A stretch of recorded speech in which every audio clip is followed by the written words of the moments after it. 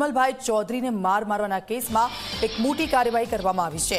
દેવદરબાર મઠના મહંત બળદેવગીરીની અટકાયત કરવામાં આવી છે।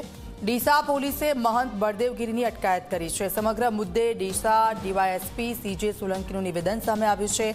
4 આરોપીની અગાઉ અટકાયત કરાઈ હતી। ડીવાયએસપીનું આ કહેવું છે અને તપાસ બાદ બળદેવગીરીની અટકાયત કરાઈ છે। પૂછપરછ બાદ આગળની કાર્યવાહી હાથ ધરવામાં આવશે। ડીવાયએસપીનું આ નિવેદન સામે આવ્યું છે।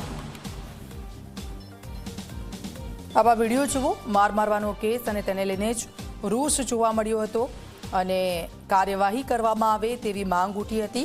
ત્યારે બળદેવગીરીને પોલીસ સ્ટેશન લાવવામાં આવ્યા છે। ડીસા પોલીસ સ્ટેશનમાં બળદેવગીરીની પૂછપરછ કરવામાં આવી છે।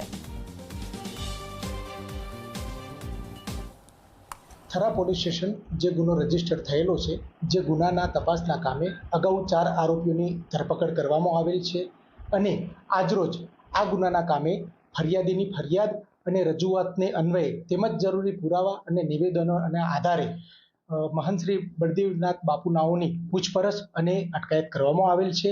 આ ગુનાની તટસ્થ અને નિષ્પક્ષ આગળની કાર્યવાહી તપાસ ચાલુમાં છે।